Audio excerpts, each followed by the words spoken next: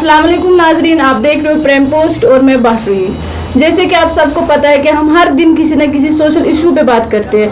आज भी कुछ ऐसे इशू है। मेरे साथ मेरे साथी बैठे हुए हैं, हम इनके भी आइडिया जानेंगे कि हमें कहाँ पे इन्वेस्ट करना चाहिए और कहाँ पे नहीं। सबसे पहले तो अस्सलाम वालेकुम टू एवरीवन जो भी ये शो देख रहा है। आपने जो अभी इशू बोला है, वैसे तो एक लोगों के दिमाग में तो एक छोटा सा इशू है ये, लेकिन अगर टेक्निकली देखें तो it is a big reason to worry. क्योंकि हमारा जो कश्मीर है, यहाँ पे जो मतलब जहाँ पे के जो लोग हैं, उनकी सोच अगर देखें तो एक तरीके की है, बट आपको ये भी लगेगा कि हाँ यार हमारे कश्मीर के जो लोग हैं काफ़ी स्मार्ट हो गए।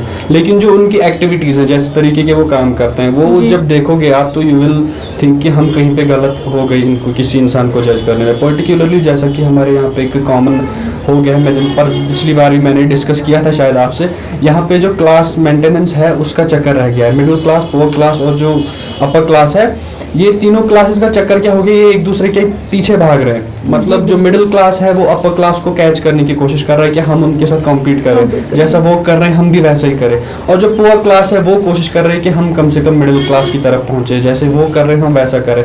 और वहीं पे यहाँ पे ना कश्मीर का जो सबसे इशू बहुत बड़ा इशू है वो यहीं पे खड़ा हो जाता है। उन्हीं में से एक जो मुझे एक कॉमन इशू लगता है, it will be related to the construction यहाँ पे जो होती है। इसको हम एक ऐसा प्रॉब्लम क्रिएट हो गया है, क्योंकि जो जब भी कोई कंस्ट्रक्शन होती है तो इट इज़ नॉट ये कोई छोटी बात नहीं है, एक बहुत बड़ा प्रॉब्लम क्रिएट हो जाता है। इट इज़ लाइक कि मैं हूँ, अगर मैं एक मिडिल क्लास फैमिली या पुअर क्लास फैमिली से बिलोंग करता हूँ, तो मुझे एक घर बनाना है अपने लिए। तो हमारे यहाँ का क्या हो गया है कि सबको घर चाहिए बड़ा।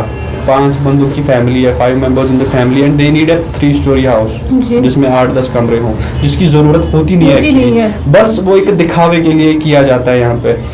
यहाँ पे कुछ लोगों का देखिए, ये जो भी मैंने अभी कहा 5 member family and 3 story house, ये कुछ ऐसे लोगों को सूट करता है जिनके पास एक्सेसिव अमाउंट ऑफ पैसा है, जो वो बहुत पैसे वाले होते हैं, बिजनेस टाइकून्स होते हैं उनमें से, मतलब उनके पास ऐसा इतना बेशुमार पैसा होता है जो कर सकते हैं ऐसा। दे आर इंडस्ट्रियलिस्ट, वो उनके लिए कोई प्रॉब्लम नहीं होता अगर वो कहीं पे स्पेंड करे पैसा। लेकिन वहीं पे जब आप मिडिल क्लास की तरफ देखते हो, तो मिडिल क्लास का अगर मुझसे कोई पूछे कि मिडिल क्लास को आप डिफाइन करो, तो मिडिल क्लास का सबसे सिंपल डेफिनेशन में यही दूंगा, ये एक ऐसी क्लास है जिनको सबसे ज़्यादा प्रॉब्लम होता है अपने बजट को मेंटेन करने का। ये एक पिसी हुई क्लास है, अपर क्लास और लोअर क्लास के बीच में पिसी हुई जो क्लास है, इसको मिडिल क्लास कहते हैं।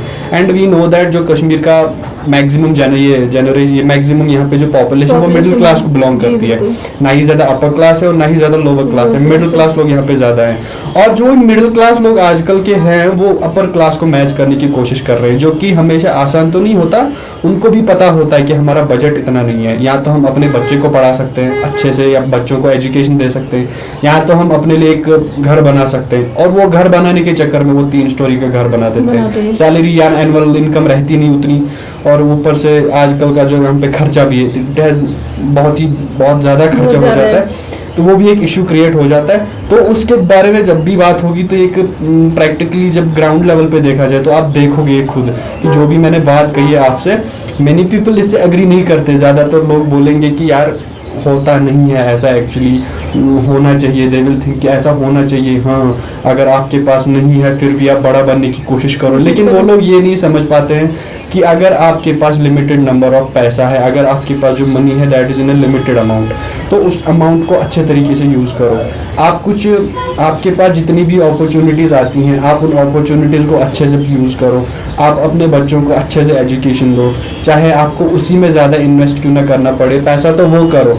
बट जो हम यहाँ पे बड़े बड़े घर बना रहे हैं, शादियों में ज़्यादा पैसा खर्चा कर रहे हैं, बड़ी बड़ी गाड़ियाँ बैंक से लोन ले लेके, यहाँ पे अगर आप एक गाँव में अगर जाके देखोगे, अगर 100 घर हैं उसमें से, तो 100 घरों में नियर अबाउट आपको 50 to 55 जो घर हैं उनमें आपको एक पर्सनल प्राइवेट कार दिखेगी। तो उसमें क्या होता है, एक घर ने लाई, उनके पास गुजारा था उतना, तो दूसरा घर कॉम्पीट करता है, इनके पास है तो मेरे पास क्यों नहीं है। ये एक थिंकिंग बन गई है यहाँ की। तो वो क्या करते हैं, अपने बजट को भूल जाते हैं, बजट को थ्रो आउट कर जाते हैं, निकल जाते हैं, आगे चले जाते हैं बैंक के पास, बैंक से लोन लेके आते हैं, कॉम्पीट करने के लिए गाड़ियाँ खरीद लेते हैं, बड़े बड़े घर बना लेते हैं, जिसके चक्कर में वो अपने जो उनको बेसिक नीड्स होते हैं उनको वो नहीं लगता वो उनकी नीड है, वो अपने इम्पोर्टेंट फोकसेस को भूल जाते हैं। जैसे कि अगर आपके पास पैसा है लिमिटेड नंबर ऑफ अमाउंट, तो इसको अच्छे कामों में यूज़ करो। इट इज़ नॉट कि कामों में यूज़ करो, इसको आप अपने लिवलीहुड को प्रॉपरली एग्जन करने में यूज़ करो, जी, अपने बच्चों की एजुकेशन एंड लाइक दैट। जैसे आपने बोला ये सब बातें, ये बिल्कुल सही है। तो आपको क्या लगता है कि हमें ये मतलब जो हम कंस्ट्रक्शन में बाकी सब चीज़ों में ये पैसे खर्च कर रहे हैं, तो ये कहाँ कहाँ पे खर्च करने चाहिए? देखिए, अभी जब हमने बात की तो पहले से मतलब अनएम्प्लॉयमेंट, अनएजुकेटेड लोग यहाँ पे बहुत ज़्यादा है। वो क्यों होता है? क्योंकि हमारे यहाँ एंटरप्रेन्योर्स की बहुत ज़्यादा कमी है, हम वहाँ पे लैग कर जाते हैं। और ये हमारा एक मेजर ऐसा एक कॉन्फ्लिक्ट एरिया बन गया है जहाँ पे हमारा ये भी होता है कि हमारे पास ज़्यादा टाइम नहीं होता, तो रिसोर्सेज नहीं है, इंटरनेट पर ठप पड़ा रहता है किसी भी टाइम पे, हमारे पास स्कूलिंग ज़्यादा अवेलेबल नहीं होती। तो अगर आपके पास अमाउंट है, budgeted limited number of amount है, तो आप उसको कुछ ऐसे तरीके से यूज़ करो। बड़े घर बनाने की ज़रूरत नहीं है, बड़ी बड़ी गाड़ियाँ खरीदने की ज़रूरत नहीं है। You don't have to show off. आप अगर उसी पैसे को किसी लिमिटेड स्टॉक की तरह यूज़ करके अपने एक अच्छे बच्चे के फ्यूचर में या अपनी किसी ऐसे काम में, मतलब बिजनेस में ही इन्वेस्ट कर लो। अगर आप कुछ नया सोचो, इनोवेटिव थिंकिंग करो, अपने घर के लिए, अपने फैमिली के लिए अपने एक बिजनेस खड़ा करो जिससे आपको एक्स्ट्रा इनकम मिल सकती है। क्योंकि जो आज का टाइम है, हो सकता है आज आप जो पैसा अच्छे से इन्वेस्ट करो वो कल आपकी फैमिली को बहुत ही आगे प्रोग्रेसिव दे। जैसे कि we have an example of the Dhirubhai Ambani.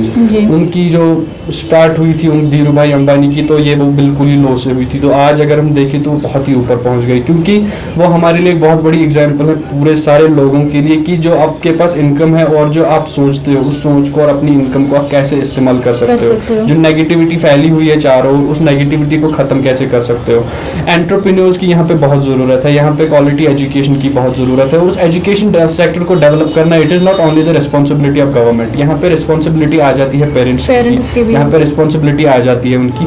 उस रिस्पॉन्सिबिलिटी को अपने कंधों पे लीजिए। आप अपने आपका जो बजट है उसको ज़ाया मत कीजिए, आप उसको कुछ ऐसे तरीके से यूज़ कीजिए कि ताकि गवर्नमेंट पे खाली आपको डिपेंडेंट ना रहना पड़े, आप सेल्फ डिपेंडेंट बनो। अगर आपके बच्चे में टैलेंट है उसको हाईलाइट करो, क्योंकि आजकल देखा जा रहा है कंपटीशन बहुत है। जैसे कि अभी नीट के एग्जाम्स होने वाले हैं, तो ऑलरेडी उसमें बहुत सारे कॉम्पिटेंट्स होते हैं। कभी कभार ऐसा भी हो जाता है डर की वजह से या लैक ऑफ मतलब ट्यूशन्स की वजह से हम कुछ टैलेंटेड स्टूडेंट्स को देखते हैं कि वो सिलेक्ट नहीं हो पाते। तो वहाँ पे अगर आप उस पैसे को अपने उन बच्चों के फ्यूचर में इन्वेस्ट करते हो तो it will be really good for them. जी बिल्कुल, जैसे कि मतलब उमैर साहब ने बताया कि अगर हम एजुकेशन पे या बच्चों के फ्यूचर पे पैसे खर्च करेंगे, जैसे कि हम कश्मीर में देखें, अगर 4 या 5 फैमिली मेंबर होते हैं, लेकिन इतना बड़ा घर होता है जिसमें कम से कम 3-4 फैमिली अच्छे से रह सकते हैं। ये हम लोगों की बहुत बड़ी प्रॉब्लम है।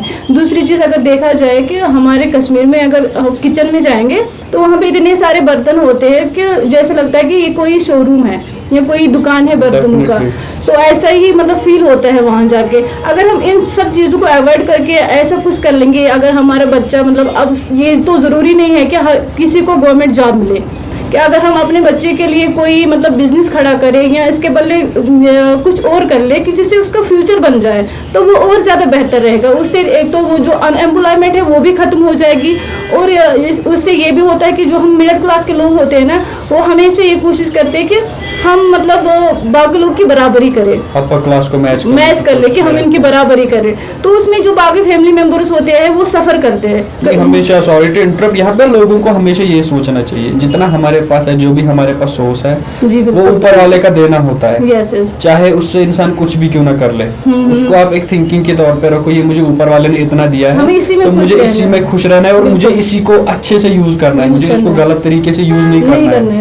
ये लोगों को, कुछ लोग इसको गलत भी मानेंगे कि हाँ यार मैंने घर बनाया, मैंने गलत यूज तो नहीं किया, लेकिन टेक्निकली उसको गलत यूज हम कह भी नहीं सकते, लेकिन टेक्निकली एक ऐसा फ्लॉ बन जाता है जो इंसान की प्रॉब्लम्स को बड़ा कर देता है आगे जाकर। ये थी कुछ बातें जिन पे आज हमने चर्चा किया है कि हमें कहाँ पे अपने पैसे खर्च करने चाहिए और कहाँ पे नहीं। ये हर किसी को सोचना चाहिए कि हमें कहाँ पे इन्वेस्ट करना है और कहाँ पे नहीं करना है।